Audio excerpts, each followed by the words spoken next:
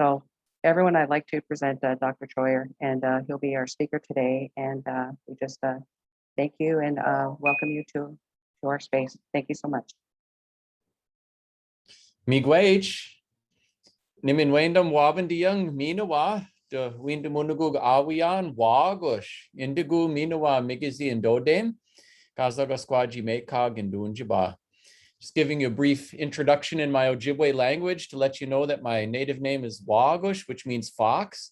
I come from Leech Lake in northern Minnesota and from the Eagle Clan, and I'm really excited to see you, most of you, see you again. Is anybody brand new this year to the team? I see just a couple hands up. And did any of you miss the last talk, last time I was with you?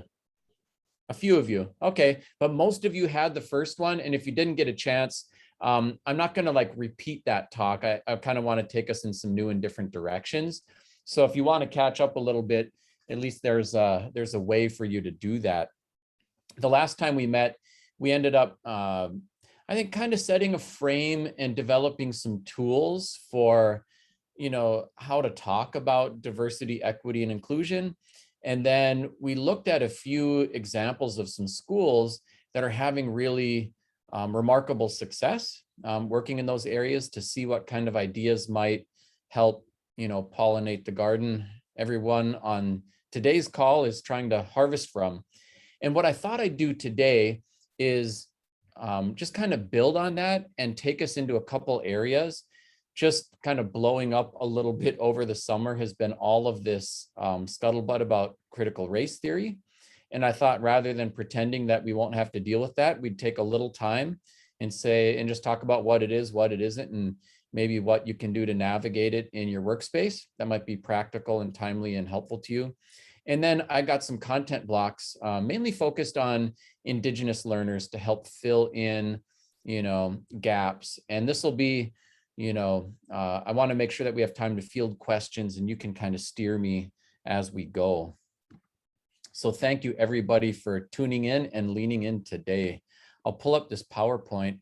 At times I'll drop it just so we can, see each other a little bit better.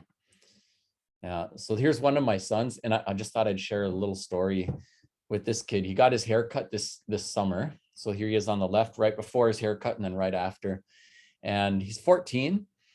And it's been really interesting for me, with the shutdown that we had when COVID first hit, and then, just how long it's taken to we are still not back to normal, obviously.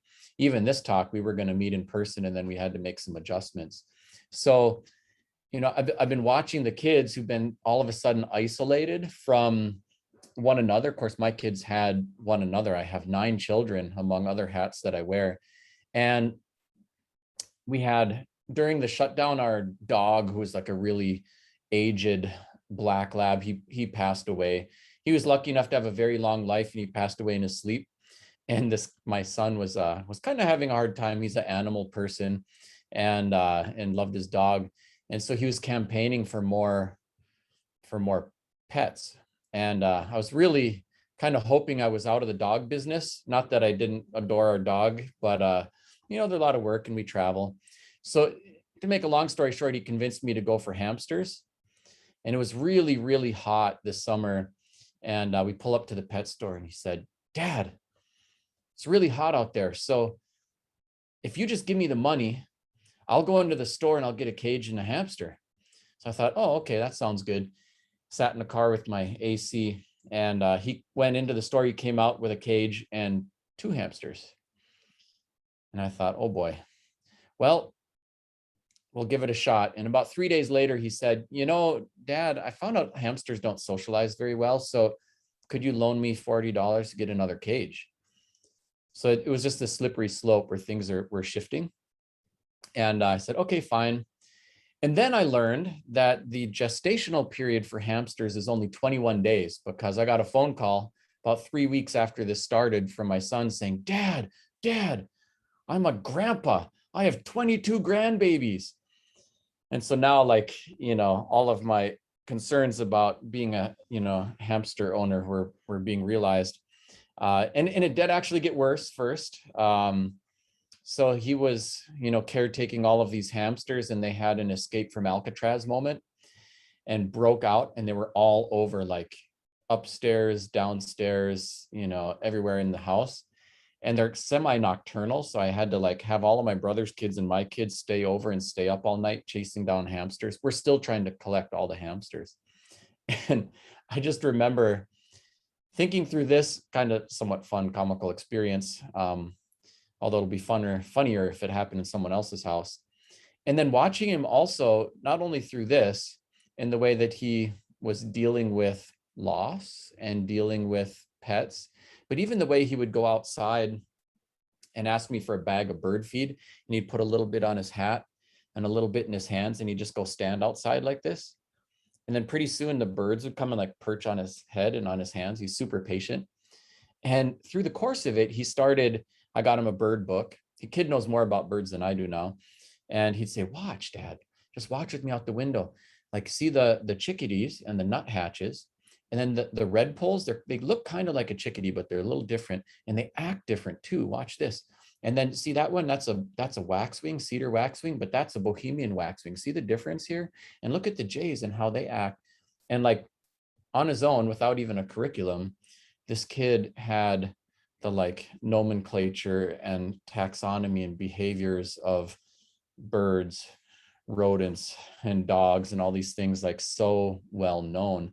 And I was just a dad trying to navigate, kids being crazy and stuff, but just got a reminder, how much we learn from the kids around and amongst us, that even as we tackle the tough topics that we're going to be dealing with in education, like race relations and things like that, it's a good reminder that we all have something to learn. We all have something to teach. And when we're learning, it doesn't always feel like it. And it often doesn't always feel comfortable either. But if we keep leaning in, if we stay engaged in the relationships with the folks around us and with school, that's our coworkers, that's the kids, that's the parents, that's the community, that's so many different layers of stakeholders that we all benefit from staying with the relationships as well as the work, and to be open to trying things in different ways. Here's another one of my kids, and actually today when I'm done with this session, I'm going to go home. We're loading him up, and I'm going to be driving him off to college. And when I was kind of a younger man, my ex-wife ended up taking a big stumble, and she kind of got lost in the haze of substance abuse and things like that. And I ended up single parenting all of our children. And she had 3 children from a previous relationship. I ended up with everybody. Eventually, I, remarried and added more kids to our big blended family and so forth. But I was thinking a lot about this son of mine, Elias, who he was really young when that first break happened. And, he, as a result, he just kind of grew up. He never actually knew what it was like to be held by his biological mother. And he had some wounds and scars from that. And I remember thinking about, and I wrote about this in a new book I've got coming out this fall in October called The Cultural Toolbox. And as part of our experience, I remember as a single parent, like I'd take all the kids to the buffet, and sometimes there were these comical things where like, I couldn't get his coat on him because his hands are in fists. And I'd say, okay, baby, what's in your hands? And he'd say, I got the mac and cheese. And he like was trying to smuggle mac and cheese out of the buffet and then stuffing it in his mouth so I wouldn't take it away. And stuff like that was just hilarious to me. But it also made me wonder, like, oh no, like, does he have this feeling that if he could lose his mom, that he could lose even the food on his plate or lose anything? Is this impacting him psychologically somehow? And it's always terrifying being a parent because you kind of got one shot at it, and we hope we don't mess our kids up too bad. And I remember working through his launch year, which happened right during the COVID hit. And He had, I think throughout his life, he seemed to take some reassurance from things in our cultural toolbox. Like we'd do a house blessing ceremony and we hung a feather on the corner of our house. And whenever it was storming or something, he'd run outside and he'd go look and make sure that feather was there. We have another ceremony called a bear smoke, where you build a miniature wigwam and you put offerings in there for each member of your family to kind of hold them together as a strong family unit. And he'd go running around and he'd go look at that little wigwam, and then he'd smile and run off and play. And I remember kind of watching him like, I hope it's working, And so when we got to his launch year, it's really a tough one for him because he's a extroverted, outgoing kid. He was in show choir and all these different things, and everything was shut down. And he just had to do a lot of introspective work. And I remember reading his essays that he wrote for college, and it was really, really powerful for me listening to what he had to say, where he was writing and he talked about his experience, like, being mad at his mom, his biological mom, being hurt and then upset with himself, not just for when he felt mad or when he felt sad, but for times when he felt like he didn't feel anything at all about it or didn't know how to feel about it. And then he just talked about the experience of Indigenous people, which is not just negative. Like my mother, his grandma, came kind of straight out of Bina and a kind of horrific experience with poverty, became the first female Native attorney in the state of Minnesota. And he got to see like trailblazing Native people doing great things in his life too. And ultimately, as he was coming through this, he wrote this essay talking about the good and the bad and how like the cycle of trauma stops with me. It was really a powerful thing for me as a parent to see. And then, he, through his colleges, he got into Dartmouth. And, of course, I was bawling my brains out and hugging him as he got the news. And couldn't help but to think, all those times he was running around and looking at, the lodge for the bear smoke or the feather on the corner of the house, were those things. And people have often told me like, oh, you saved those kids, you did good things, and I just couldn't help but to think that it was completely the other way around, that he was reinvigorating my faith in our cultural toolbox and my faith in the decency of humans. And he was building my hope for him as a human being and for all of us as we navigate all kinds of adversity. And so I just wanted to share that with you, just to kind of frame our conversation in terms of hope and the beauties of the children that we serve and educate and what they have to teach us all. These are interesting and challenging times, but they are also times of great change, which can provide an inflection point for us to make this world a better place. And your jobs within the work are really important ones. I won't do too much on introducing myself, just a little bit to refresh, since it's been a little while since April, but I won't go through the more lengthy introduction I did the last time. I'm from Leech Lake, there it is, northern Minnesota. My father's not Native at all. He was an Austrian Jewish immigrant and a Holocaust survivor, US Army veteran. Ultimately, although he has a very interesting story, he made it to Minnesota and started a relationship with my mom, and that's how I came into the world. My mother grew up on Bina on the Leech Lake Reservation. She only ever met one professional Native person ever her entire childhood, and that was the school nurse. And so right out of high school, she became a nurse. And then from there, eventually went into law school, became the first female Native attorney in Minnesota, and eventually a judge. And it was really powerful for me seeing a trailblazing Native woman in a business suit and also sorrel boots, usually walking into the courtroom to, stand up to the institutions of, white and male power with success, not just in terms of her career, but what she was able to accomplish in terms of justice and so forth. There's my crew, 9 kids. It's never dull. And Elias, who I was just sharing his story with you a little bit, is our 6th launch. So I'm going to be down to 3 kids left at home, 3 grandkids. It is never dull. Last time we met, I'd use this analogy that I'll just refresh you on, where like if I held up my finger and said, what is this? It could start a fight unless we clarify in what language, because in the language of body parts, it's a finger, but in the language of numbers, it's a 1, and in the language of space, it's up. And so who's right? And of course, they're all right. It's a matter of language and context. And so it's really, really helpful for us as educators if we can look at that and see a finger and 1 and up, you know, and all the many other things that it can mean. I had mentioned, and I don't know, Koya, did they see that TED Talk, The Danger of a Single Story? I know we had mentioned it a little bit, but they may not have seen it. I'm not certain. Okay. If you haven't had a chance, it's worth checking out. So there's a Nigerian literary figure, Chimamanda Ngozi Adichie. If you can't remember that name, don't worry. It's you know, maybe a little awkward for a lot of people, but The Danger of a Single Story is the name of the TED Talk. It's got millions of views. It's a little 15-minute TED Talk, and it's so worth the time. And in there, among other things, she just talks about how dangerous it can be if we take a single story narrative and use that to understand a whole group of people.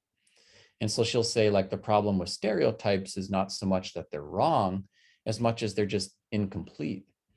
And we might get a single story narrative about Native Americans, for example, that says, you know, we're all living in squalor on a reservation somewhere. And we might get another one that says we're all rich from casinos. And of course, the truth is, it's complex, and there's no one single story that tells you everything you need to know. And in many ways, I think this is what's going on in our educational universe around the culture wars too. Like, what is America? Is America land of the free and home of the brave? And, you know, this beautiful ideal of democracy that shaped not just our country, but the rest of the world, where we can actually, you know, live with a relative degree of peace and access to opportunity? Or is America, you know, and even our Constitution, something that was built to enhance and enable the institution of slavery? And that one of the reasons we have so much emphasis on states' rights is so that states could legalize slavery even if other ones did not. And that the Second Amendment wasn't just about freedom and the right to bear arms, but was about creating slave patrols. You know, well, which one's true? And they're both true. And if we take one single story and use that to evaluate our entire nation, then we are going to marginalize and alienate many other people in our country. The truth is, our Constitution is framed in a way to create and enable the institution of slavery, and at the same time had enough flexibility to, without having, you know, to rip up the Constitution, enable the Emancipation Proclamation. And probably most of us on today's call were considered non-Americans and didn't have the right to vote when America was created because we were women or people of color. And today we are all part of the polity because our Constitution enabled that change. So today, I think one of the things that happens is a lot of Americans want to hold up a single story narrative about what this country is and not even allow people to listen to an idea that would interfere with that single story narrative. And I think that's kind of what's going on with fear of white erasure and with the response on critical race theory and things like that, is there's this very strong belief that many Americans have in American exceptionalism, and that this single story narrative, if there's something that interferes with it, whether it's acknowledging the genocide of Native people, you know, or slavery or things like that, then someone wants to shut down those conversations because the reality is going to interfere with their single story narrative and consciousness. And it happens on the other side too, where some people have a hard time maybe looking at what's positive and wonderful and beautiful and great about America because the experience with oppression is so profound. So if we can make room to understand all of these truths, for me, like I see all of them, and I may identify on one day more strongly with one than another, depending on the context of the conversation and what all might be going on in my individual life. So being open to seeing things from different perspectives, not being locked in on a single story narrative, is really powerful and helpful for how we go about the work.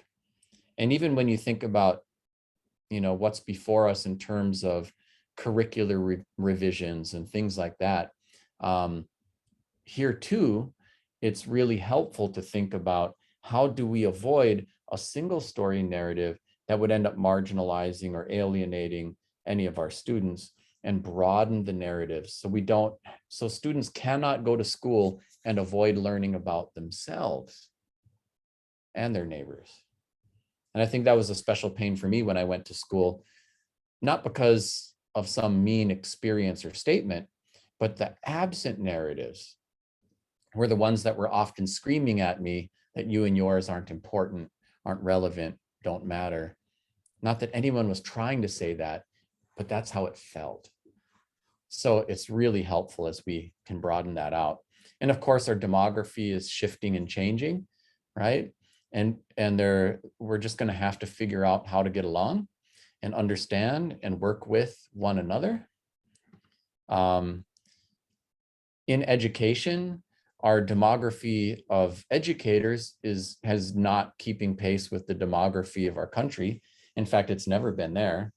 So we sometimes have to work a little harder to pull in those absent narratives and absent narrators for the educational experience of the humans that we seek to serve.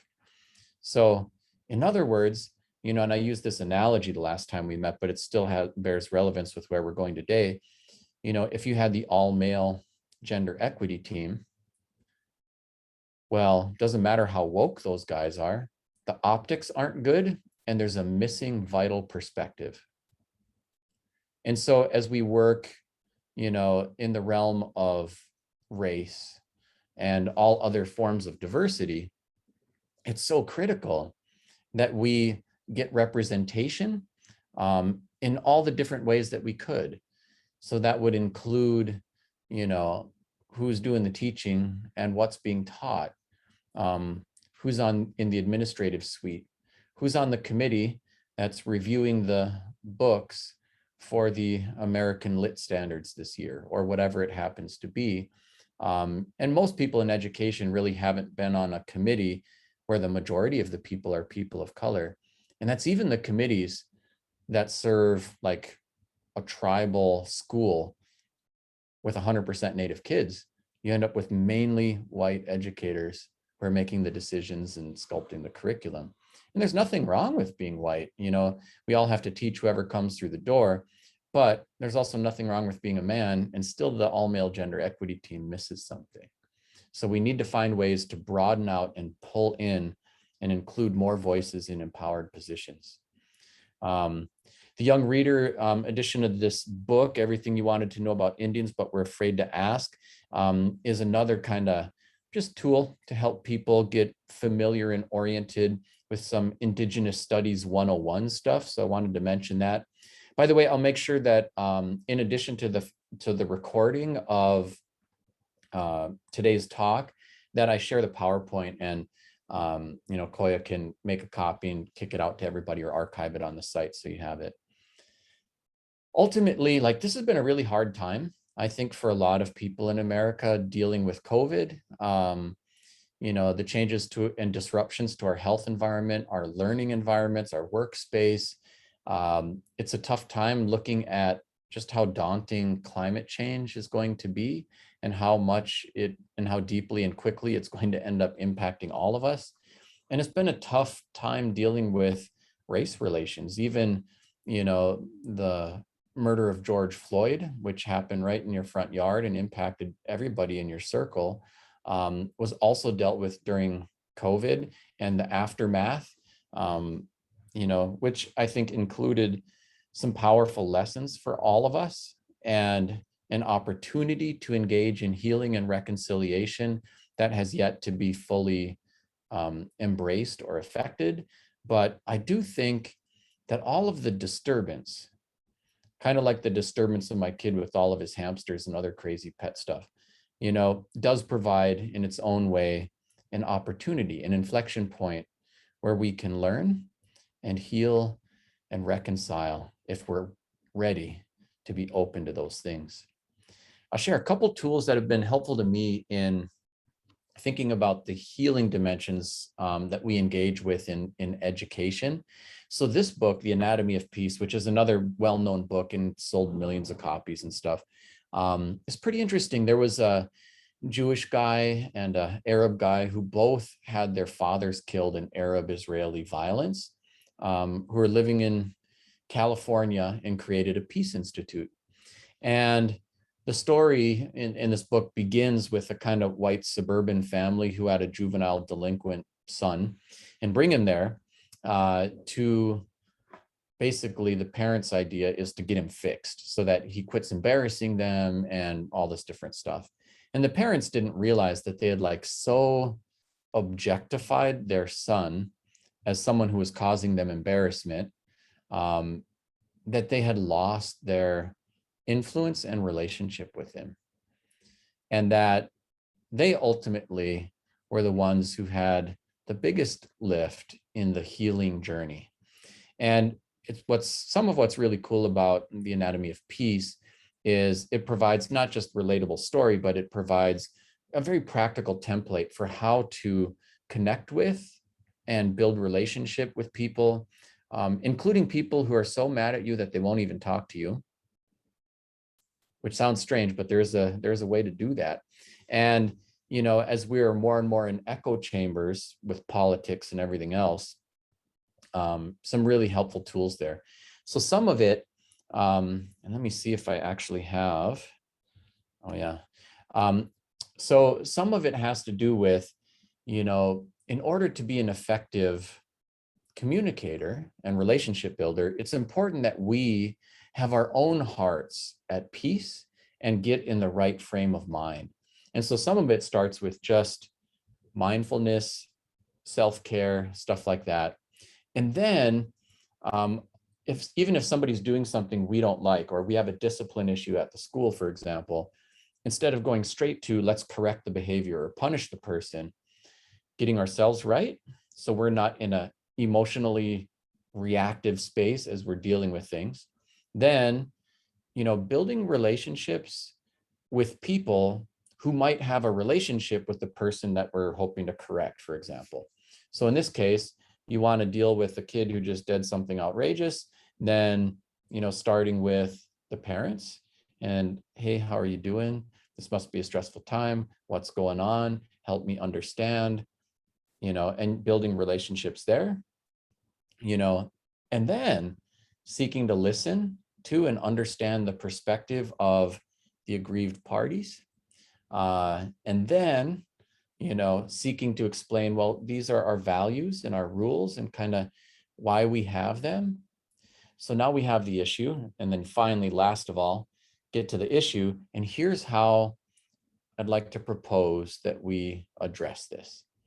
And it's so much more effective than starting with, you did something wrong, here's what happens to you, suspended, see you in a few days. I'm back to my emails, and it doesn't even connect with all those other parts along the way. And sometimes just kind of building that as a practice, it connects with restorative justice practices and things like that too, but it's kind of good common sense. It's helpful with everything, relationships with a friend, with a coworker, spouse, whatever. And just the awareness that we often objectify other people, like we drop something on the ground and then we could bend over and pick it up, but we think, well, the janitor's coming, so they can pick that up. And in essence, we have devalued their time to do that over ours. And we're establishing a little little hierarchy. And by the way, we do this to the people we love the most. We drop something on the ground, some crumbs. We don't always go get the broom and the broom pan, and clean it up and put it away. We sometimes just leave it because, one of the kids or the spouse is going to be doing a sweep later, and in essence, we're like saying, it's not worth my time to do that, but it is worth your time to do that. And in essence, it has us objectifying, or very slightly, on the smallest terms, dehumanizing one another. And we all do it all the time. It's a natural thing that humans do, but an awareness of that helps us then get in the right frame to kind of work the program. So I found the anatomy of peace as a really helpful tool in the relationship building part of the work, and just, finding peace and healing through our everyday work, teaching, interacting with, coaching and counseling, administering, and so forth. There's a lot in the Indigenous cultural toolbox, and I won't, we could spend all of our time just talking about some of those things. So I'll just give you a couple snippets as we go, but please do feel free, to ask questions and provide comments as we go along. And so this is just kind of a drawing of one of the ceremonial drums.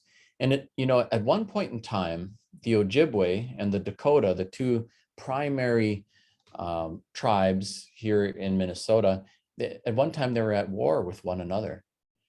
And in the middle of the 1800s, a large group of Dakota came to Mille Lacs, which is in central Minnesota, and gave the ceremonial drum as a gift from the one tribe to the other. And they said, it is against the will of the Great Spirit that Native people are being killed off, because this is the time of, genocide and massacres and stuff like that too. And it's also against the will of the Great Spirit that we're killing each other. And initially there were certain positions on the drum, still are. And when someone was seated there, they were seated for life, so it wasn't just 8 singers, but there were other people who were in charge of food at the drum ceremony and different things. And so all of the people who were initially seated on the drum were Ojibways who had killed Dakotas. And then they said, someday you're going to run out of people who've had that experience, which is good. And then you put in people who've seen conflict or war or violence. And so we often hold up and seat our veterans in those positions, and they're very respected positions. And one of the teachings was that our people will never be at peace until our warriors lead us to peace. And today we still carry these drums. We still sing all of the songs with the Dakota words on them, even though they're used in Ojibwe space. And there are many other dimensions to the ceremony, but it's a powerful reminder of what it would look like to take groups of people who are at odds and truly reconcile them to one another. And there were tests along the way, like the first Ojibwe man who was asked to be a drum chief and kind of caretaker of the drum. And this is still back in the 1800s. His son died. And he said, oh, these drums are evil. Dakota people are evil. I don't want anything to do with it. And he was ready to leave.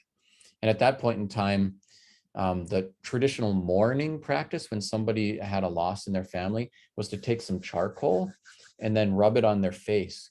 And then they wouldn't show excessive vanity. So they wouldn't have tightly braided hair. Sometimes they'd leave it unbraided and things. And anyways, as this guy was getting ready to leave, the Dakota who was still coming to the drum ceremony stopped him, and they grabbed him by the hand and they walked him all the way around the drum and sat him back in his chair. And they said, look, sometimes bad things happen to good people. And we want you to know that we need you to carry on with this ceremony. The drums aren't bad, and neither are we. And then they very carefully washed all the charcoal off of his face, and they combed out and braided out his hair. and they gave him new clothes. And then they started piling up gifts higher than he could sit. And they said, we're begging you to go on with life. And then they sang 5 special songs. And the first 4, each one of the veterans got up, danced around the drum, and then danced around him 4 times. And then they wiped his tears. And then the second one did the same thing, and the third and the fourth. And then they used a 5th song, and they lifted him up, and they held him by the hands, and they danced him back into the circle to carry on with life. And now today, even though people don't usually run around with their faces painted black with charcoal or their hair unbraided, whenever there's a loss in the family, then we still replicate that ceremony. Grab them by the hand, walk them around the drum, sit them down, wash the face, comb the hair, fresh clothes, and pile up gifts, and then go through the wiping of the tears with 4 songs, and then bring them back into the circle with a 5th. And so it's a very powerful healing ceremony that's part of these ceremonies that's in the cultural toolbox. And the ceremony is usually done on the ceremonial drums, although there's a version of it that's done outside of the ceremonial drums too. So someone like Rosemary de Bungie has done these in our community for those who've suffered from either the loss of a relative or from, from even dealing with historical trauma or contemporary traumas of all kinds. And so it just provides a really powerful healing tool. And I just wanted to share it with you, not so much that you're going to be like doing the ceremony in the school, but just to be aware of some of what's out there. I think in this day and age, all of us of all groups, we've become more disconnected from traditions and more disconnected from one another. And just being even aware that stuff like this is still going on is really helpful. Your students may not know about these ceremonies even or actively participate in them. It kind of depends. There's plenty of folks, in the greater Twin Cities area who do regularly come to drum ceremonies at St. Croix, which is only an hour's drive from the Twin Cities, or Mille Lacs, which, is less than 2 hours away. But even for those who aren't, actively attending, there's still a great opportunity when people are curious to learn a little bit more about their culture, to bring in culture keepers and carriers who are able to share a little bit about these sorts of things with the kids directly, and to more deeply understand and appreciate one another and what's out there.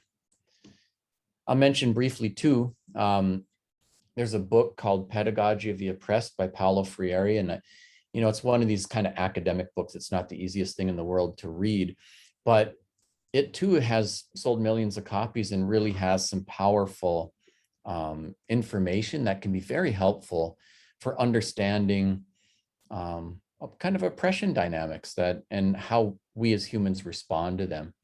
And among the things he says is that all of us have been deeply impacted by oppression because humans have been hard on each other in every corner of the planet in one way or another for a long time, but that there are certain oppression dynamics like classism, sexism, racism, and so forth that have a special function. Oh, somebody needs to unmute there, or needs to mute. All right. In any event,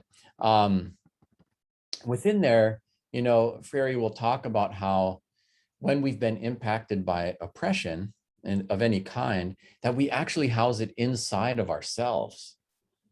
And, and I've used this example with you the last time briefly, like the Puritans, when they were being persecuted back in England and hopped into boats and went all the way across the ocean, that wasn't the end of oppression because they carried it inside of themselves, and it showed up in internalized oppression, kind of blame and shame stuff within the Puritan communities. Lateral oppression as they're being mean to their own people, Salem witch trials, as they start beating up on Native Americans and Black people. And then the dynamics keep going. So even today within, a community of color that's had a especially profound experience with some sort of oppression, then you might see internalized oppression, like I'm dumb, I'm stupid, I'm no good at school, I'll never get this. You'll see, lateral oppression where people are being mean to one another. Like think of a tribal election cycle, maybe, you know, um, and then intra-oppressed group oppression, so that, um, maybe homophobia popping up in the Native community or something like that. All of which, as people are being mean to themselves and to one another, is kind of maintaining the racial caste system, white supremacy, not a white supremacist, but just a racial caste. And it's all reinforced with that. So it's really helpful, I think, for understanding those dynamics and how to deal with and come out of them. And then I just mentioned one more book before I kind of jump in with, we'll tackle critical race theory and stuff today. But I think the Joy DeGruy book, Post-Traumatic Slave Syndrome, is one I could recommend as an exploration into healing and so forth. Within the Black community, there's some really different approaches to it. So, Martin Luther King Jr., for example, said, we're going to take an institution that was used to take our Black indigeneity away from us, the Southern Baptist Church, and we're going to turn it around and we're going to use it as a tool for our own liberation. And so that was part of his framework. Malcolm X said kind of the opposite. He said, why would we take any institution developed by white folk? Let's do something that our people have been involved in, and, advocated Islam as a platform for, building of community and resistance to oppression. Joy DeGruy has a very different perspective. And, she's an academic from Portland, and she speaks to a personal experience where she went to South Africa and then up to Lesotho, and she was having a conversation with female elders in Lesotho and had to have translators. And they had a big translation issue. She introduced herself. Hi, my name's Joy. I'm an African-American woman. And the translators were busy chatting for about half an hour because they couldn't understand how she was introducing herself. And the translator said, look, they don't understand this term African-American. To them, American means white. And what to them, when they look at you, they said, you're African. You're just one of the lost ones. You've been gone for a few hundred years. So welcome home. And of course, she's crying and she's hugging all these elders. And for her, she says that all of us as human beings have indigenous roots. We're all indigenous to somewhere. We've just been disconnected from our indigeneity. And that while not everyone can afford to fly to Lesotho and have a conversation with their elders or wherever they might happen to be, that there are other ways to explore our indigeneity, earth-based worldviews, ways of connecting to each other, the earth and community. And that if we think about our indigenous or tribal roots, we can find many different pathways to healing. And so without appropriating someone else's culture, there's another model that she proposes that I think is really powerful. All right, so let's talk a little bit about critical race theory and how should we navigate this? So it's a hot button topic, which makes it very fun, but also makes people a little bit freaked out. So I'm curious for you, since, I don't know, we have quite a few of you on the call today. There's 120 of us. If you wouldn't mind, just open up your chat window. All answers are fine. And I will take time and say, all right, here's what critical race theory is, here's what it isn't.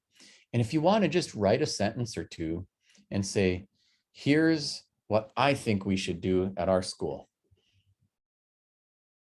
and see what you get. I'll give you just a moment to go ahead and do that. How should we navigate critical race theory?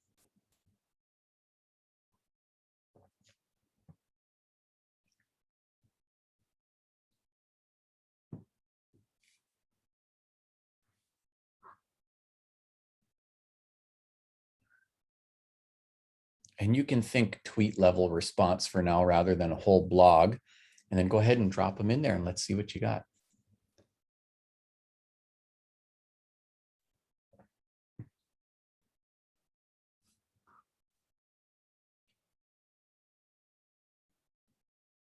Yeah.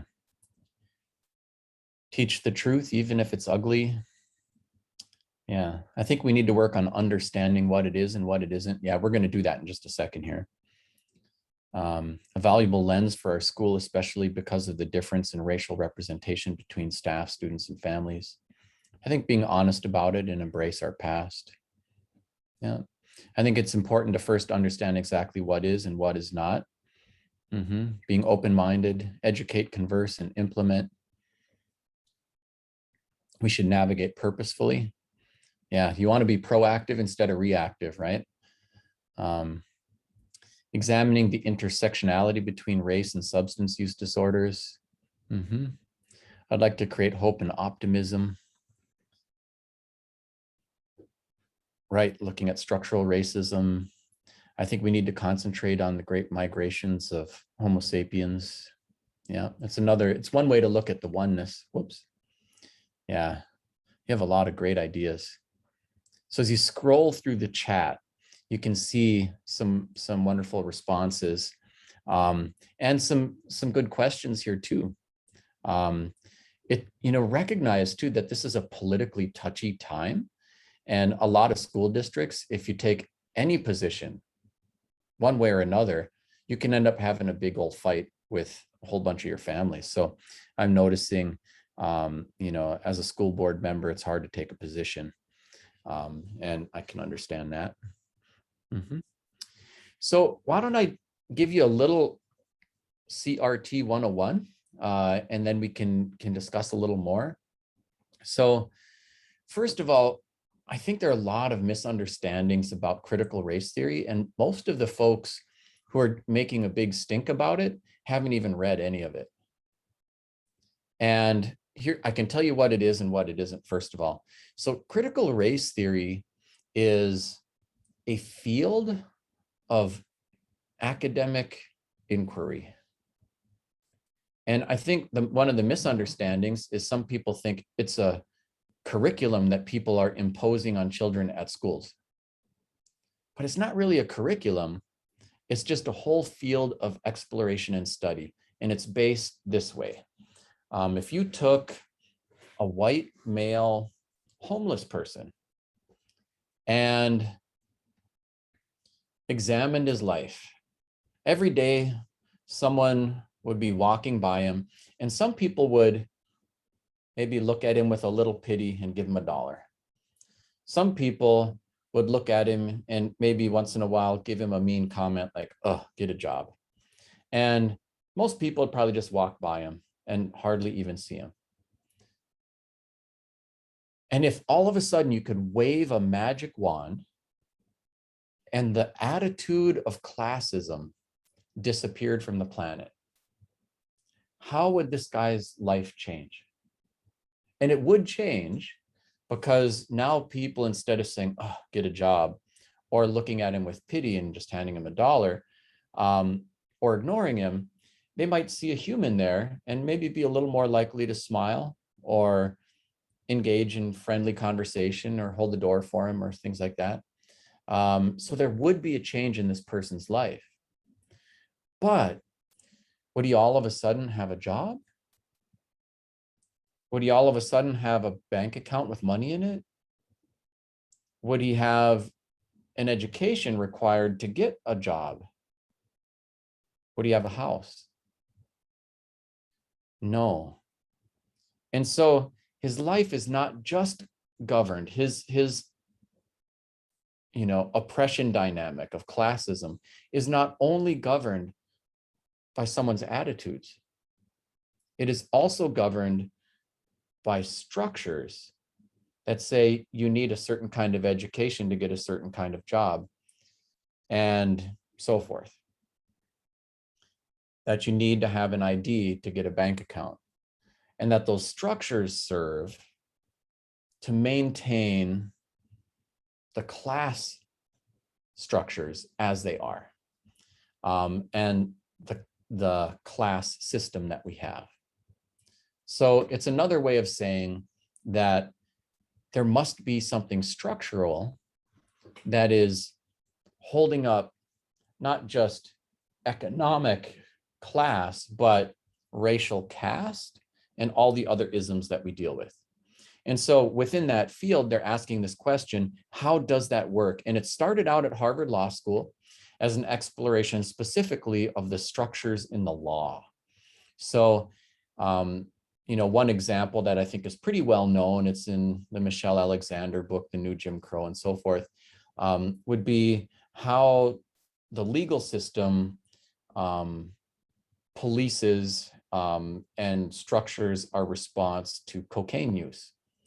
So powder cocaine actually has much lighter sentences for use of individuals than crack cocaine. And powder cocaine is the preferred drug of choice, amongst white folk. And crack cocaine was preferred, especially during the crack epidemic, in communities of color. And so for the same drug, although in different forms, you get very different prison sentences. And the structural part meant that white folk were much more likely to have lenient treatment in the law than people of color for the same drug that is brought into the country in the same form, just produced and distributed in slightly different ways and in different communities. And so critical race theory was looking at that and many other aspects, especially in the law. And by the way, the people who publish stuff in critical race theory, they don't even agree with each other on things. There's no like, here's the pedagogy and how to impose it on people. There's nothing like that.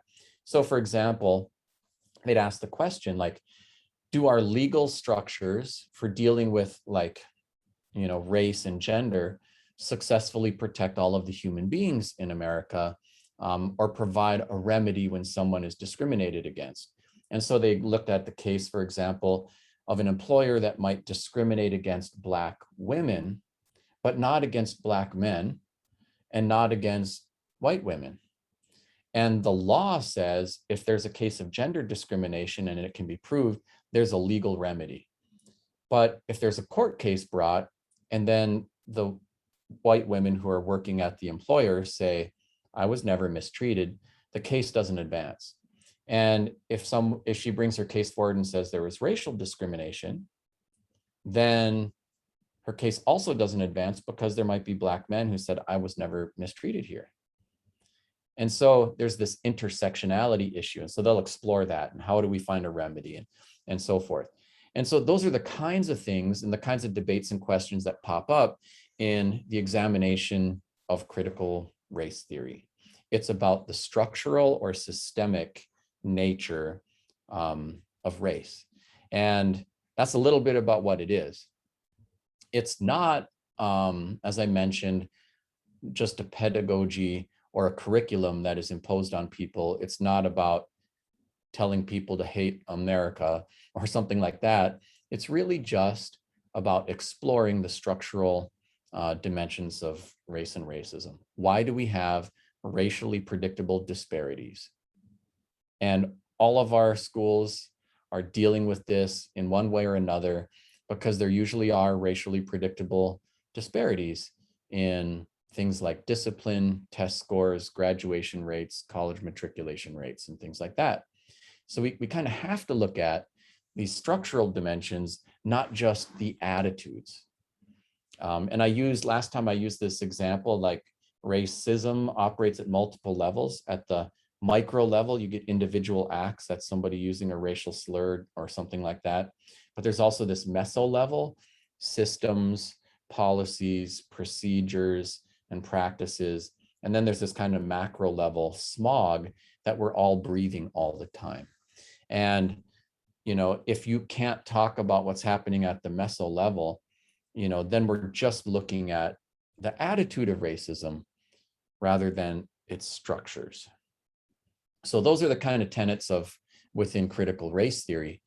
I think it's important to realize that those who are making a big stink out of it don't have this understanding. And the argument is mainly a straw man type argument. They're saying, oh, they want to brainwash our kids into hating our country. That's not okay. And if you examine the words critical race theory, it makes a perfect, and this is exactly what it is, whipping boy. That's the analogy. That the word critical, oh, they want to criticize everybody. No, they want to have critical analysis of our structures. You know, race, see, they're playing identity politics. And theory, see, that means not a fact. Fake news. You know, it's all a kind of a straw man argument. That's what it is, and that's what it isn't.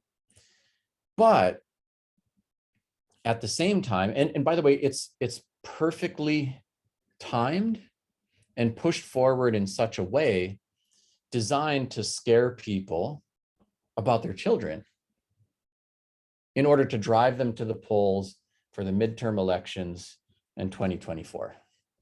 And if, like, you've almost already lost the battle if we just come off being defensive about critical race theory, because the win for those who are coming up with this is not to prove what it is or isn't, it's just to get everybody scared so they vote. That's kind of what it is. So the question then still comes up for, oh, I saw somebody posted that there's a serious storm coming in 20 minutes. So there's a potential for electrical interference. Well, so far so good, but we'll keep charging ahead and we'll see what happens.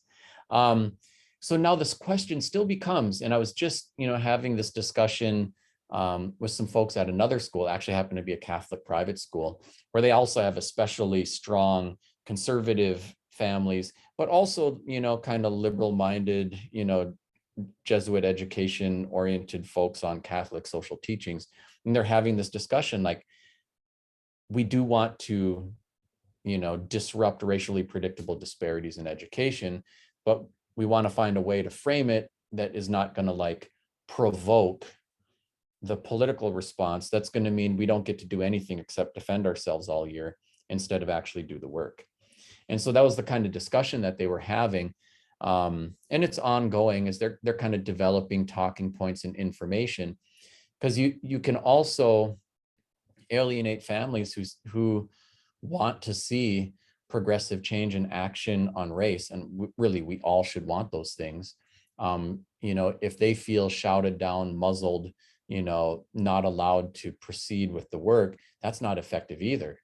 So how do we frame this in a way that will enable the investigation of and constant, redress of racism in all its forms, and tackling racially predictable disparities in the system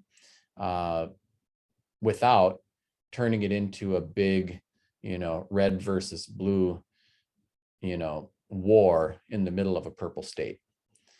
So those are the challenges right there.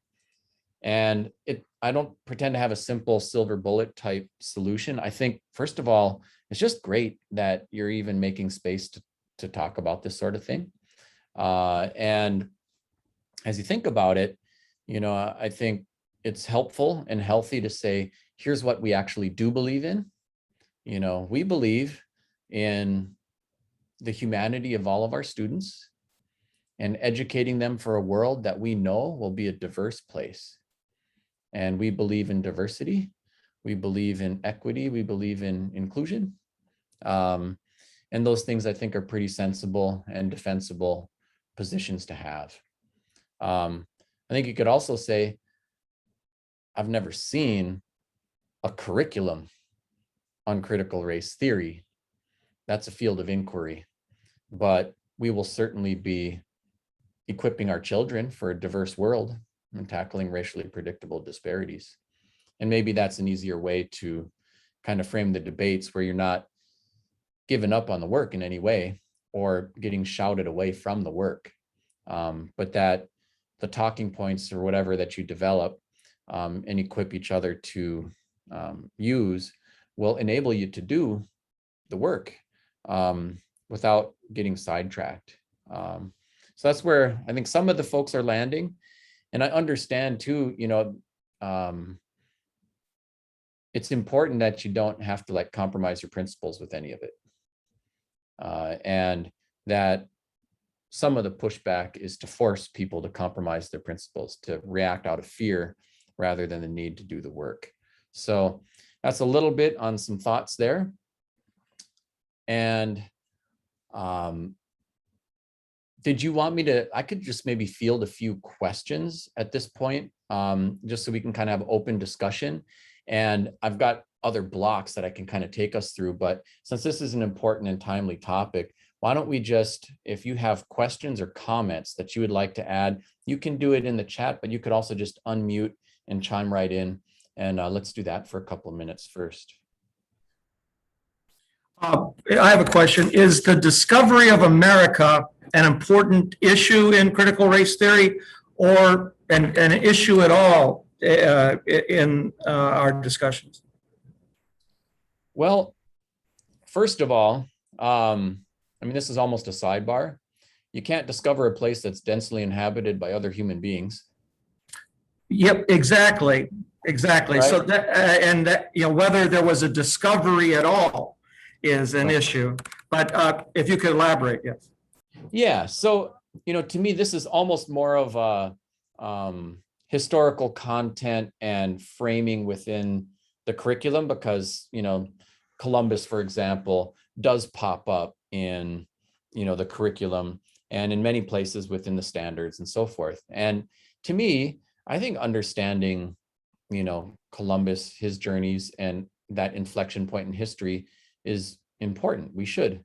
It's a matter of how it's framed that is a subject of debate.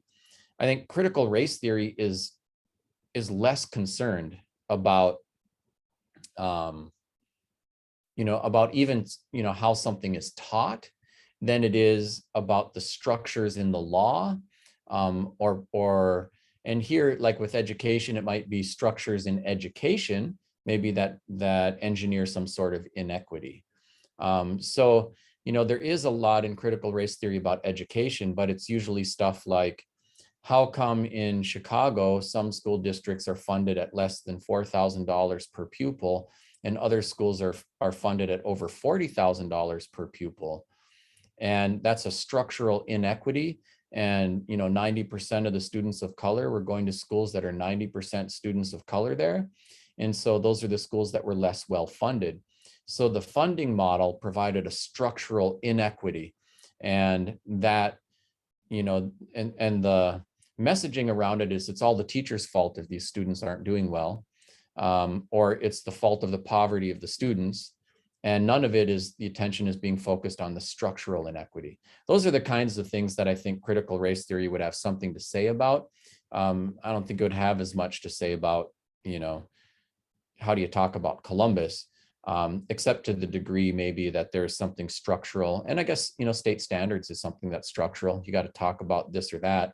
But even within state standards, it just usually sets targets like, okay, at this grade, you got to teach about this. It doesn't say what you teach or how, right? So, so usually you have the, you know, intellectual freedom, you know, even as difficult as it is hitting the moving target that the standards are, you know, to frame it however, you know, whatever way makes the most sense. So that's, you know, a little bit about what the critical race theory side would say about it. I'd have plenty to say about Columbus and how I, you know, would like to teach about it. And so if you're curious, I'm happy to go there too, but.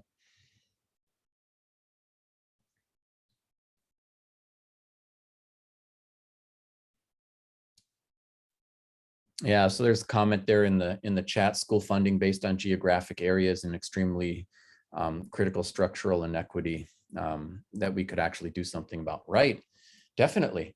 So it's really interesting to me. You know, I did a lot of work in studying Indigenous language revitalization, and Hawaii, among other things, made the whole state one school district. And that equalized the funding issue.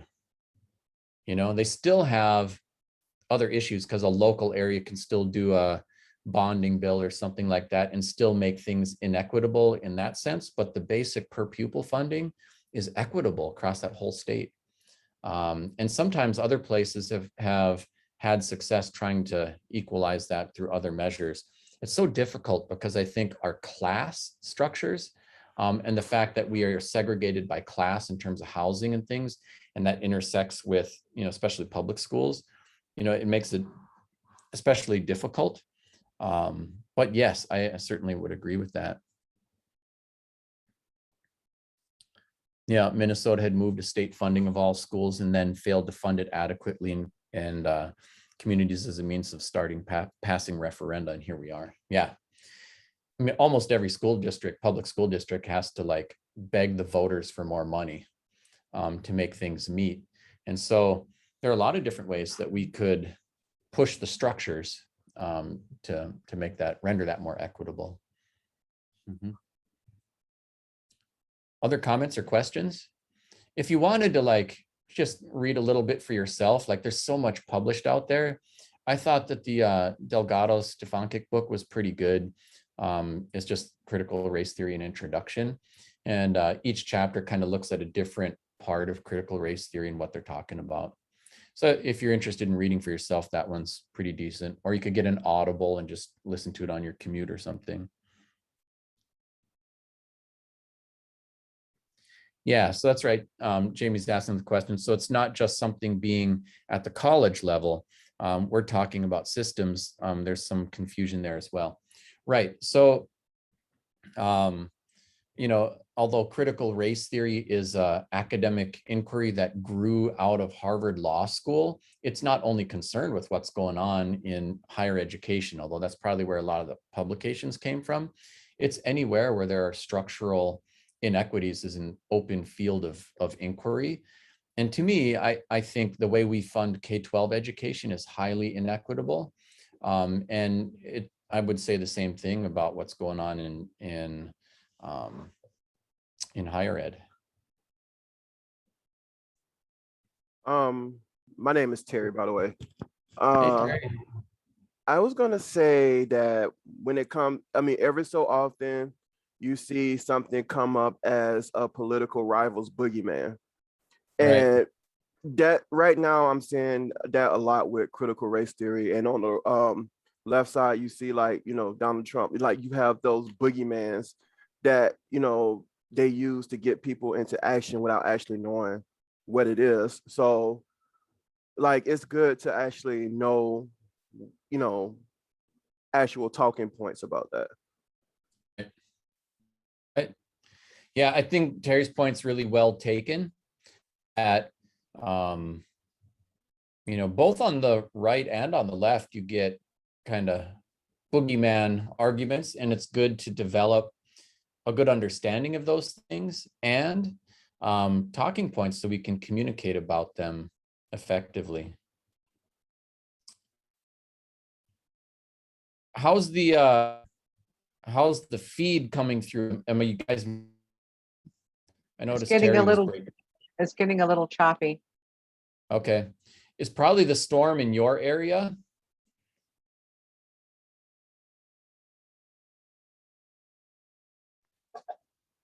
Yes, the storm is just hitting at least South Minneapolis right now. Yeah.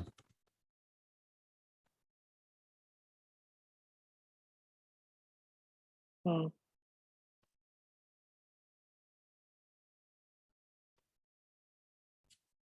It's also getting choppy for me, and I'm in Malacca. Yeah. All right.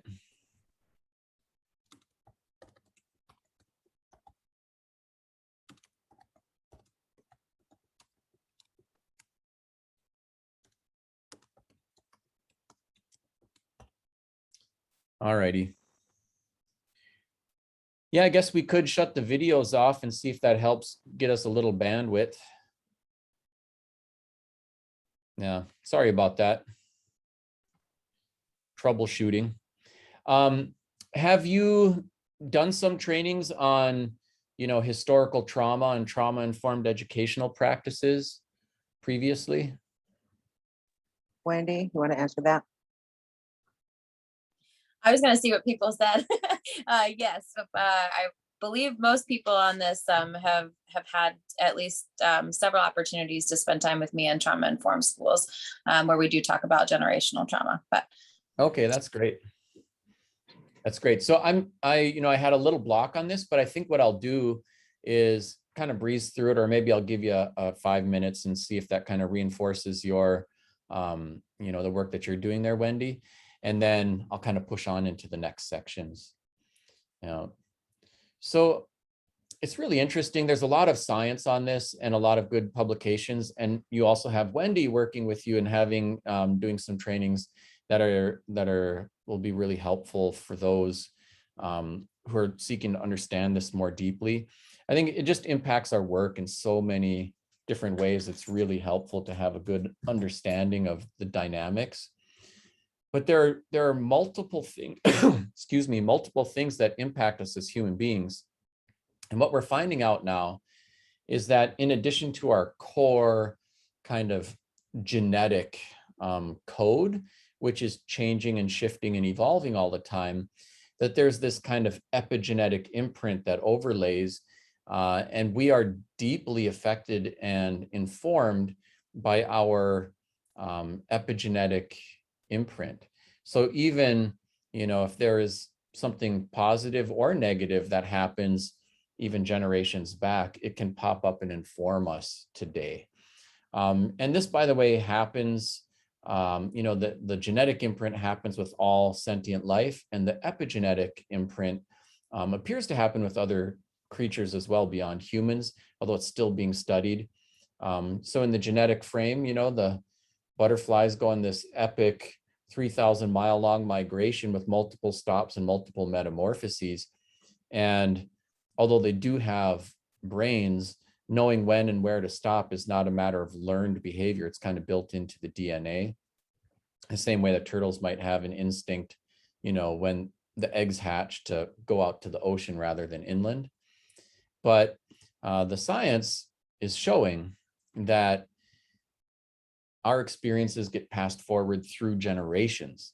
And some of the studies could even be something like, taking a rat and, putting a electric stimuli into the pain center of the brain at the same time that you're injecting the smell of apple blossoms. And not only will that rat have a fear when they smell, a measurable fear when they smell apple blossoms in the future, but the children and grandchildren of that rat will also be afraid of that smell. And so I'm going to skip through a couple of these. We're just learning a lot more about how this functions. And it also kind of rewires our brains, right? So like if this is kind of like a hand model, if this is your brain, your lizard brain, fight, flight, freeze, your prefrontal cortex, your wise owl. And we have to be able to kick off the wise owl when we need to get to instincts. A deer jumps in front of your car, you're back to fight, flight, freeze, wham, you slam on the brakes and swerve. And it saves our lives. That's in our wiring. But if we have we have a traumatic experience of any kind, we're back to lizard brain. And if you have like 5 adverse childhood experiences, it replumbs our brain. And a little bit of stress stimuli is good. It just keeps this well exercised. There are tolerable levels of stress, like, studying really hard for final exams at college or something.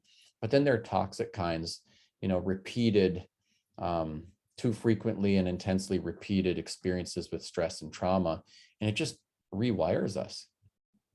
We end up with, either hyperarousal, that's anxious, edgy, feeling overwhelmed, and then that's the fight response, or you get hypoarousal, which is like spacey, zoned out, disengaged, numb.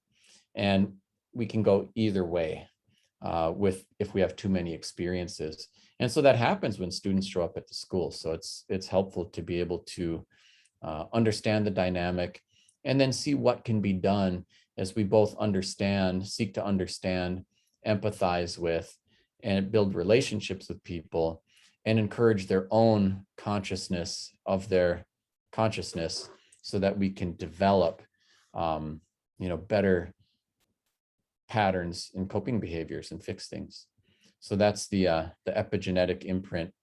And just with Indigenous people, we've had a painful experience with historical traumas and injustices, but also contemporary traumas and injustices.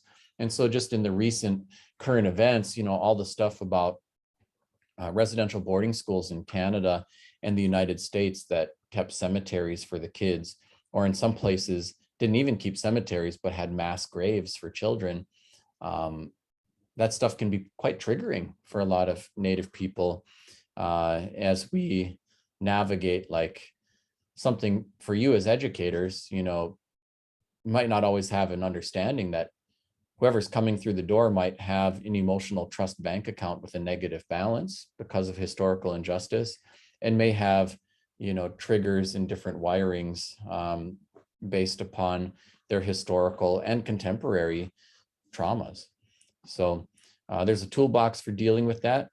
And as we do and think about, you know, all of the things that influence and sculpt this, you know, I'm not going to spend too much time on this, but we are taught to think of the kind of above the line stuff with an iceberg, like these things are bad. We know they're bad, you know, lynching and hate crimes and KKK and racist jokes.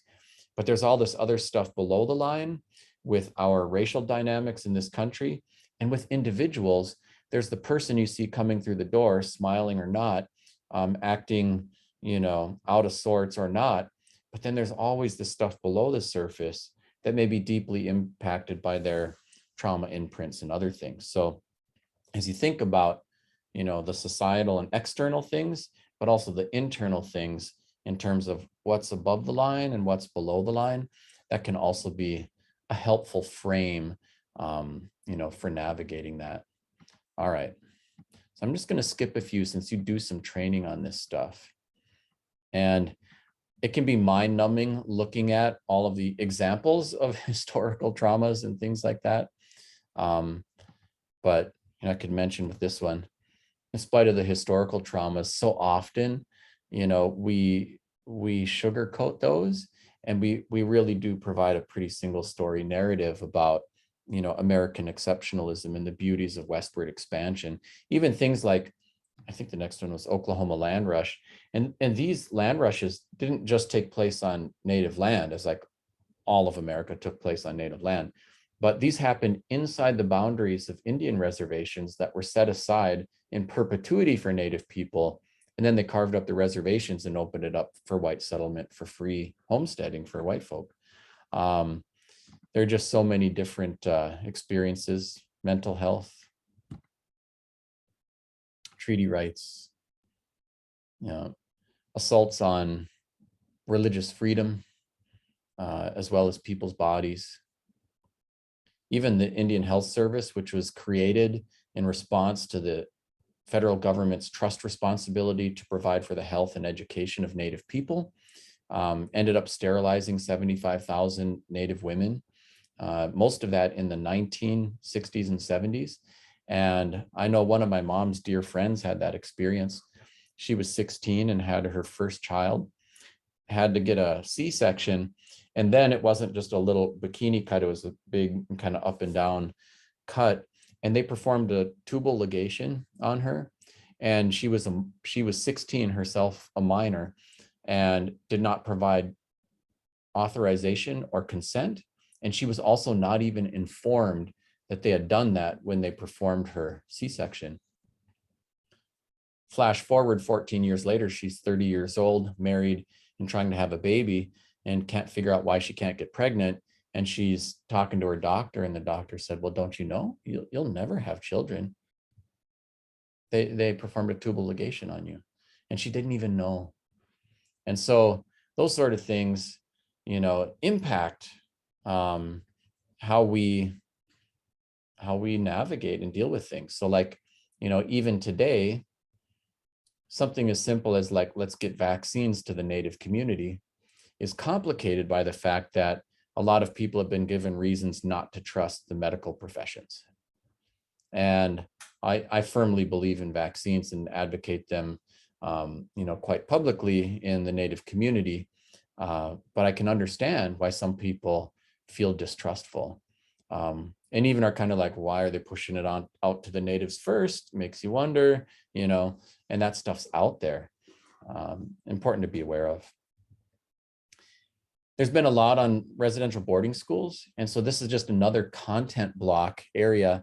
Given the amount of time we have for today's training, I probably won't won't spend too much time on that, but I think it might be helpful to give you just a little bit.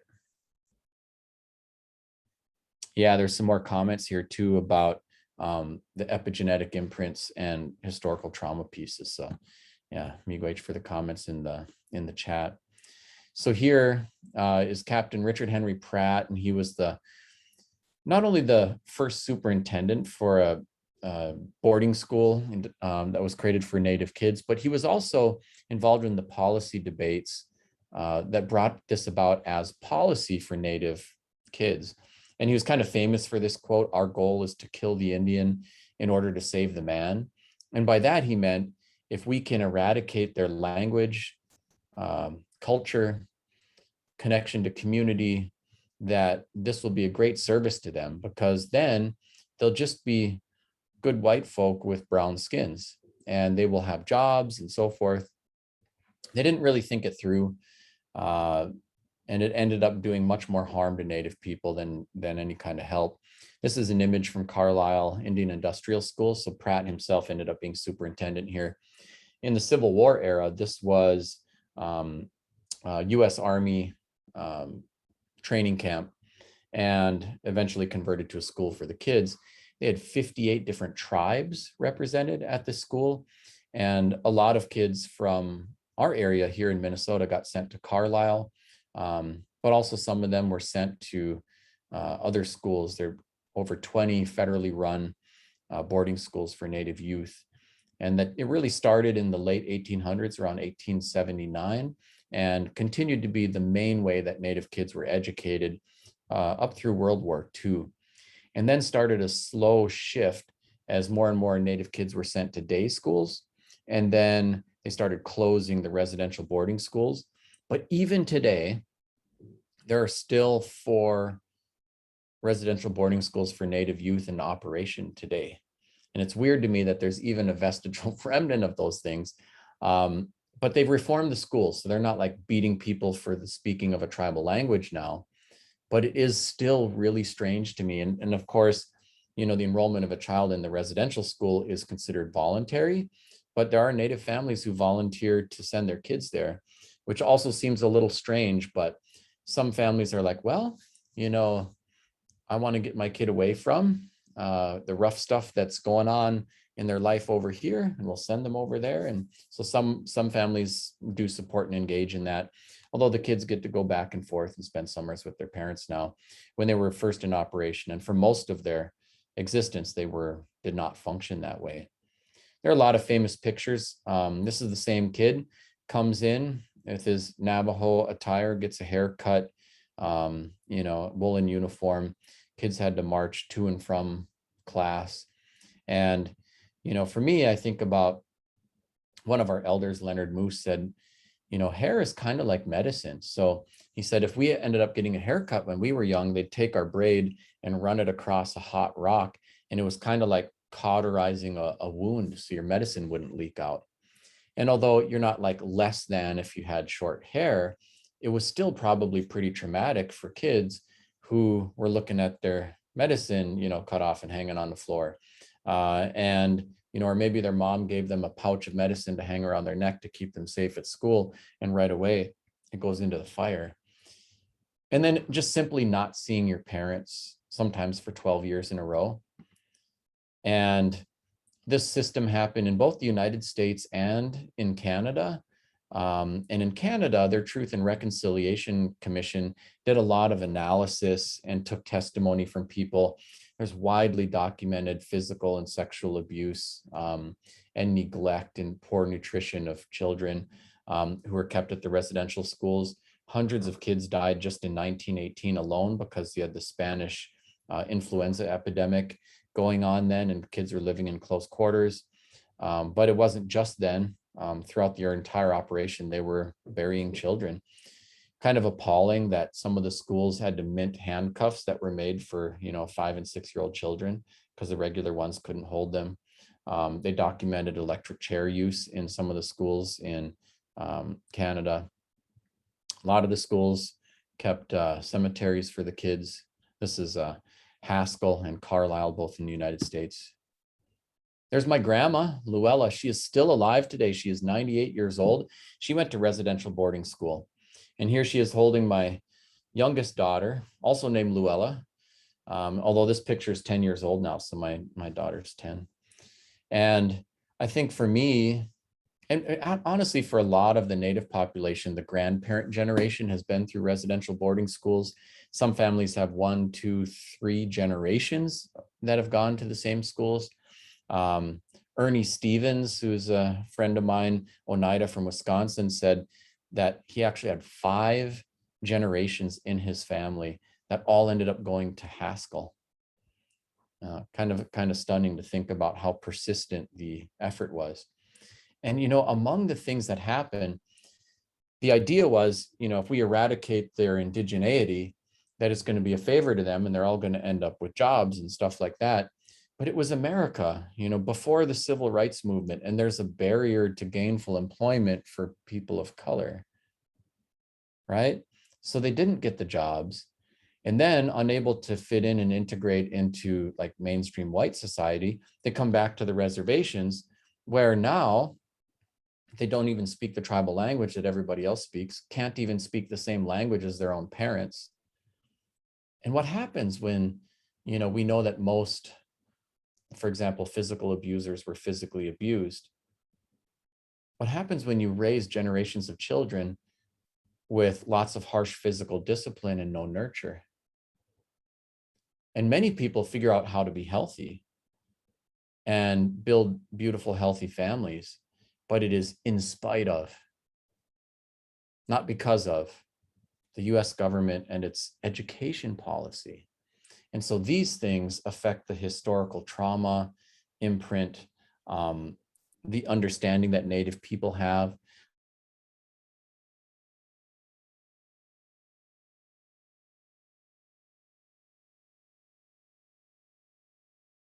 I bet you think you're better than everybody. What kind of apple are you? Red on the outside and white on the inside. And, always had to navigate that stuff. Makes it pretty tough. Yeah. Looking at Katie's comment there, and yeah, some maddening experiences. Yeah.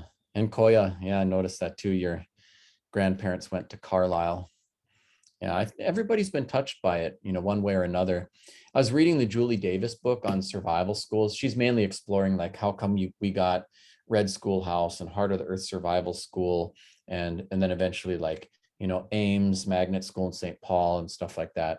And she's just making the case like in the 1940s, and then especially starting with the relocation policy in the 1950s, a lot of the tribal population moved to the Twin Cities. And the US government was trying to orchestrate this, kind of like with residential boarding schools. If we can get those backwards people out of those backwards communities and into big cities, they will urbanize and modernize and be successful. And it ended up actually making people more impoverished than they were before, and more disconnected from their natural support networks, and caused all kinds of problems. But those who moved to cities found ways to heal and adapt and so forth. And one of the things they pushed for was some sort of educational opportunity that would affirm the Indigenous identity of their children. And so, this is now over 50 years ago. And she was looking at some data, but Bryant, which was in Minneapolis, 20% of the students there were Native students.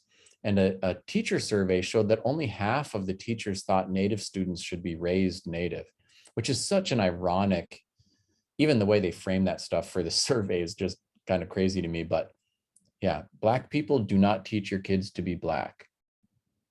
Like you have a choice, you can't change how you get othered by others. And color is part of how you get othered by others. And so it's so strange that being Indigenous was considered a choice by so many of the teachers there. Only 1/3 of the teachers thought that Native students should raise their own kids to be Native. And then South, which is actually, this is a junior high back at the time. And, the configuration of the schools has shifted a bit over time, but they had 10% Native students, and none of the teachers felt that the students' primary identification should be Native. In other words, you're Americans now. And all of this is just another way to look at within education, not just the residential boarding schools, but this is in the civil rights era, and beyond, that there's often been a deficit-oriented perspective about Indigenous cultures. And I just wanted to pose what I assume everyone would be quite agreeable and understanding about, that if somebody knows a tribal language, that's an asset, not a deficit. That someone could be a good Native, like good at harvesting wild rice or hunting or something like that. And those skills and discipline can translate into positive self-esteem and being a good student too. It's not a distraction from, it can be an enhancement to all the important parts of, positive identity development, work ethic, and so forth. And when we engage students, if we can engage them in their learning languages, whatever those might be, some people are, more written oriented, some are more auditory, some are more kinetic and need to get up and do things. And when we do that, we're going to engage our students more effectively. And when we can engage them in their cultural language, that you're going to get the student with parental and community engagement and buy-in that's going to really translate into a lot more success with everything that we do. I thought I'd tackle another tough topic. So I'm just going to put something up here and then you guys can give me a response and we'll see what you get. So in the era now, as we examine policing, mass incarceration, the aftermath to the murder of George Floyd, what is your response to this? Native Lives Matter. And I'll let you pull up the chat and say, that's not right. Let's not distract from the fact that Black Lives Matter and we need a reminder. Or yes, how do we address the invisibilization of Native?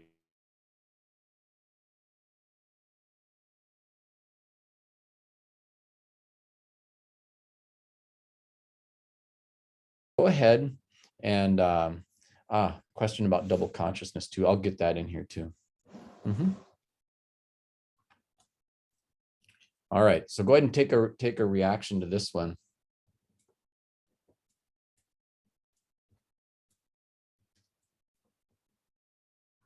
All right, a slogan.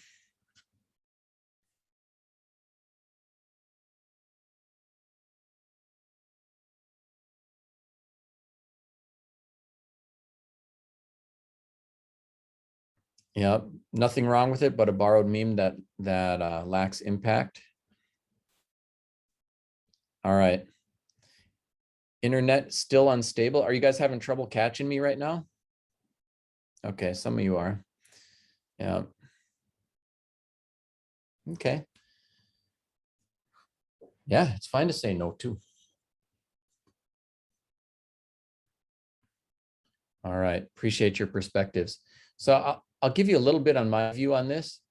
I think one thing that's important to remember is that in response to Black Lives Matter, there has been an attempt to shut that down by saying, don't tell me Black Lives Matter, all lives matter. And I see this picture. So with regard to Black Lives Matter first, well, Black lives do matter. And some people hear things that are not being said. It doesn't say Black Lives Matter more. It doesn't say only Black Lives Matter. It just says Black Lives Matter, and they do. The thing is that America has not acted like Black Lives Matter, so America needs a little reminder. And, if someone called the fire department and said, help, my house is on fire, the response should be, don't tell me your house matters, all houses matter. But this one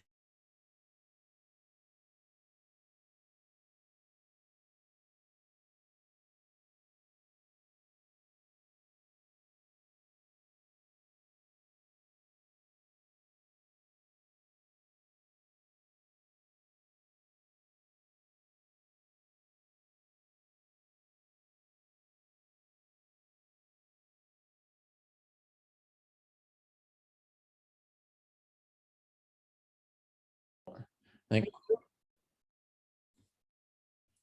And then, you know, at the same time, you know, I'm aware that Native people have often been rendered invisible and marginalized, even in broader equity discussions. And so like, we're even missing from the data sets sometimes around things like, you know, test scores and graduation rates. But that's it. Like in Minnesota, we're 2% of the state's population, but we are 20% of the state's homeless population. And we're 17% of the state's prison population. And those, you know, significant statistics are connected to the educational ones where we are missing from the data set so much of the time. And ultimately, when you look at what's going on in, you know, in the law enforcement and justice universes, it is not very safe being Native. And so I struggle trying to find the right way to bring attention to the value of my life as a Native person without doing that. And that's just hard. I regularly attend the National Summit for Courageous Conversation about Race. It's a, you know, predominantly Black racial equity organization that has some really powerful tools for talking about all of this stuff. And I love building the relationships with everybody who's doing that work. And so as I think about that, I've had some really great and courageous conversations with folks there. Sometimes it's like trauma porn or something, just showing some of the ugly stuff that's going on. But in terms of law enforcement, in terms of health data, like the life expectancy for a Native man in North Dakota is 54.7 years. And they tell us to save money for retirement, you know? Like this is not only not okay, it's unbearable. It must change. And another piece just to bring awareness to is that one of the attributes of colonization has been to keep marginalized groups fighting each other. So when the English wanted to take over Ireland, they took one group of Irishmen and got them jobs in the British Army and sent them out to kill other Irishmen. And all of the Irish people killing Irish people kept the Irish people subordinated and oppressed, right? And usually, you know, then taking, as they conquered Scotland and sending Scottish conscripts in the British Army to go to Africa to colonize, you know, people in Africa and in America. And the US Army did the same thing, you know, take members of a vanquished Native tribe, give them jobs as scouts in the army, and send them to go fight the next tribe. When, you know, the Civil War came to a conclusion after the Emancipation Proclamation, then one of the only jobs that Black men could get was in the United States Army, and they had segregated, racially segregated units. The 10th Cavalry was always sent out to go fight Natives. And it was all by design. Ultimately, too, you know, anti-Black will show up in all groups, including Black. Anti-Native will show up in all groups, including Native. And so we need to be really careful that we don't engage in, you know, lateral or intra-oppressed group oppression. And so my awareness of that also makes it difficult for me to figure out, like, how do we address the importance and the value of Native lives within this context? And sometimes it is difficult for Native people to kind of get the microphone, so to speak, for addressing broader racial issues. Like we'll often be brought in to talk about, you know, Indian education or something like that. But within the national narrative, oftentimes it's difficult to get visibility and traction. And so as we think about that, it's important for all of us to remind one another and hold one another accountable to the better part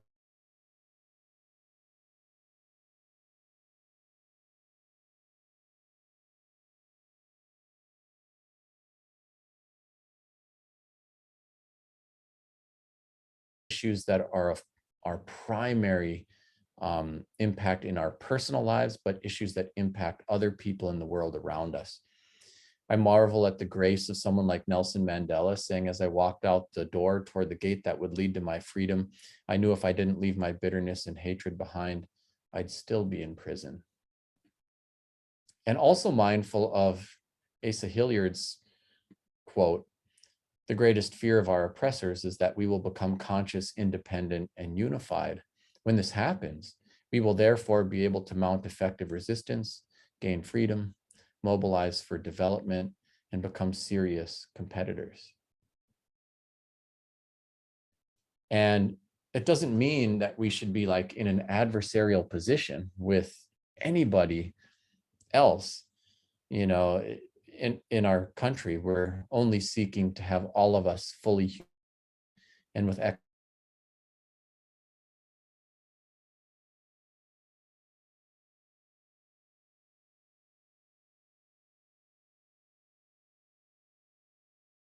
there was a question that I had shared with you last time we met, which is a good one to revisit, about how can I better interrogate my own beliefs. And before I jump into that, Jamie had posed a question in the chat that I wanted to address, which is called double consciousness or dual consciousness. You might even hear some people in the Native community frame it in terms of like, you know, living in two worlds or something like that. And initially, W.E.B. Du Bois wrote about this. For him, as a Black man, navigating the world and going out into basically white space had him thinking, acting, talking, and even operating in alliance with the primary motives, beliefs, views, you know, and practices of the white community. And at the same time, then he'd go back to his Black community and have affinity there. And the back and forth would cause for him this kind of like dual consciousness. Like, who am I? How do I operate? And all of us, you know, all of us who are basically not white grapple with this issue one way or another. So for me as a Native person, the more and the better I am at engaging in and projecting whiteness, the better off I do. So for example, my office, look at all my degrees and awards and stuff like that. And then that gets me, you know, more respect, more quan, you know, more effective. And at the same time, often I'm pressured to relinquish, not to hold up and use the more visible and more highly valued things about me as an Indigenous person. So like I speak Ojibwe really well too. I'd love to run all of my classes and presentations in my language, but no one would be bringing me in to speak. So I have to do both, right? And that kind of eventually can really impact people in terms of identity. Like, who am I? Am I, you know, this, you know, or am I, you know, picture me with my kid here. Am I that? And of course I can do both and I am both, and there's a value to both, but that's kind of that dual consciousness, living in both worlds. At the same time, I'm a fully integrated human being.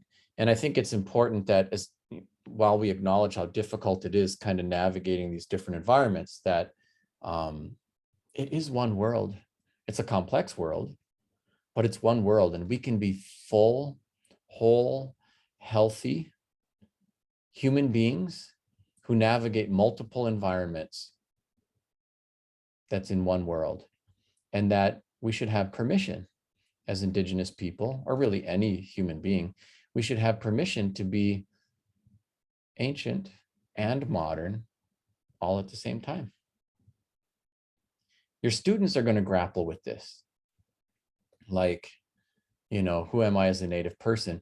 And all of our kids, on the one hand, want to fit in and belong and be accepted in their peer groups. And then also, of course, you know, are looking for the ways to stand out and want both. And so sometimes it can be clunky and awkward, you know, especially as we think about the single story narratives that we've often received about Native people, many of which are really negative. I know for me, when I was growing up, there were times when I didn't want to own my Native identity because I didn't want anyone to think that I was less than.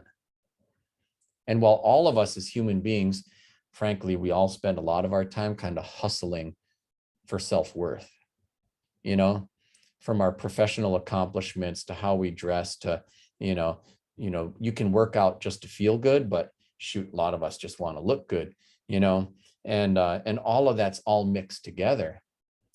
So it makes, you know, being human interesting, but also a challenge. And what our kids are going through, you know, is significant. And I think the more you can see kind of below the line on that iceberg, the easier it is to connect with them, build the relationships with them, and transport them through an educational experience that will not just teach them about the world, but help teach them how to change it. Yeah. Yes. And yeah, so this connects to the code switching, which I do all the time too. So, you know, and it's kind of, sometimes it's fun for me, code switching. Like, you know, I'm a foodie. I like to go out and eat at restaurants. I like to travel the world and stuff like that. I also like sitting in a wigwam when we're having ceremony time or in the big drum dance hall and, you know, spending my time there. I can code switch linguistically, you know, between Ojibwe and English. And sometimes it's kind of fun doing that, but yes, it can provide challenges too. Mm-hmm. Yeah, and bear in mind, you know, with the students coming through the door too, that, you know, they often will not look the stereotypical part, right? So like a lot of our kids, a lot of our Indigenous kids, for example, they might look white, or they might look black, or they might look brown, or might look racially ambiguous. And so that's the outward facing, you know, how we get othered by others part of it. And I would say that that color piece is it impacts racial identity. You know, like if I said for a white guy like me, it's hard to understand. People say, wait, what? You know, even though I'm just as white as I am Native. But I show up brown and I got a man bun today or braids or whatever, you know, and especially when I change clothes or something like that, right? Then it's kind of hard to get away from the fact that I'm a Native guy. But that's not the only thing that really impacts us. So it's also culture. And, you know, there are a range of things that impact our culture. But some of us may practice some of those things much more than others. And the cultural things are also something definitive about who we are.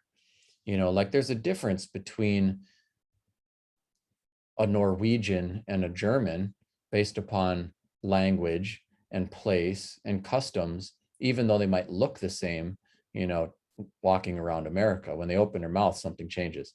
And the other dimension is consciousness, which is how we see ourselves.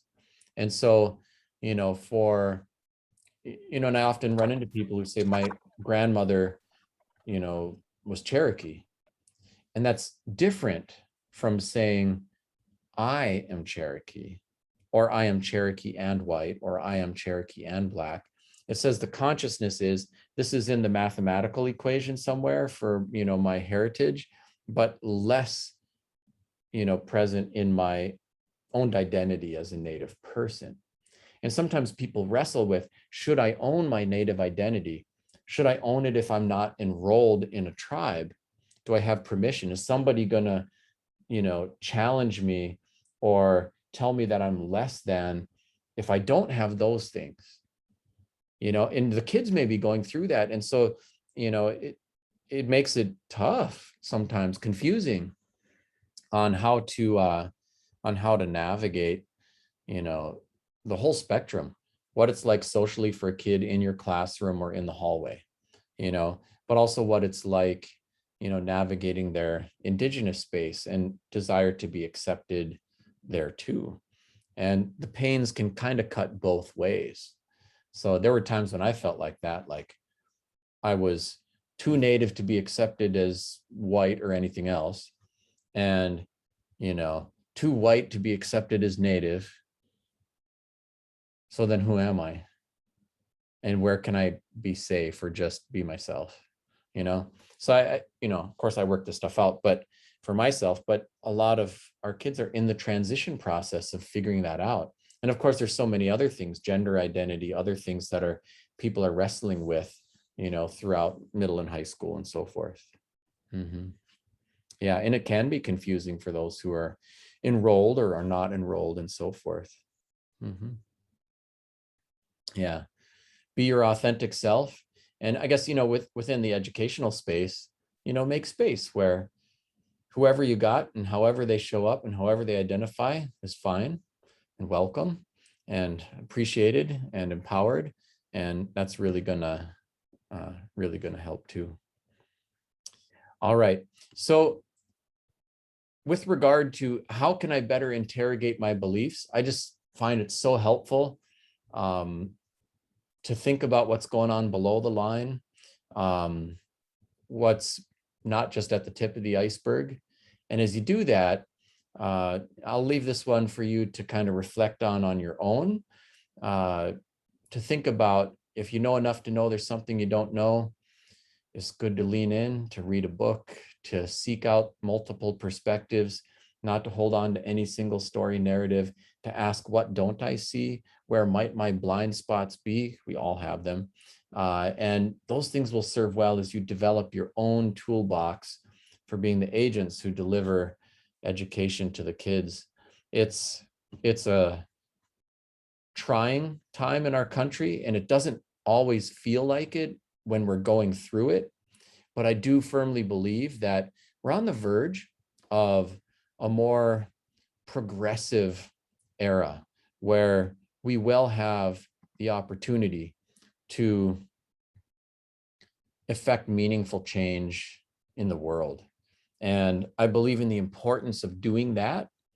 I think education is the front where it is going to be most effective. Other than the hand that rocks the cradle, it is educators who shape young people who are going to be leading us forward. And I also am really heartened by the efforts ongoing within your educational circle, not just with our time today, but more broadly. I've been looking at some of the policies and things like that.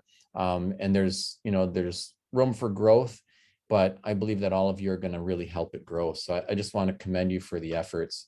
And I really appreciate all of you with your work and education. So with that, I'll conclude and say, Miigwech, thank you so much for leaning in today. Thank you, Anton. Thank you so much. It was wonderful as always to learn from you. I appreciate you spending your time with us. Oh, thank you.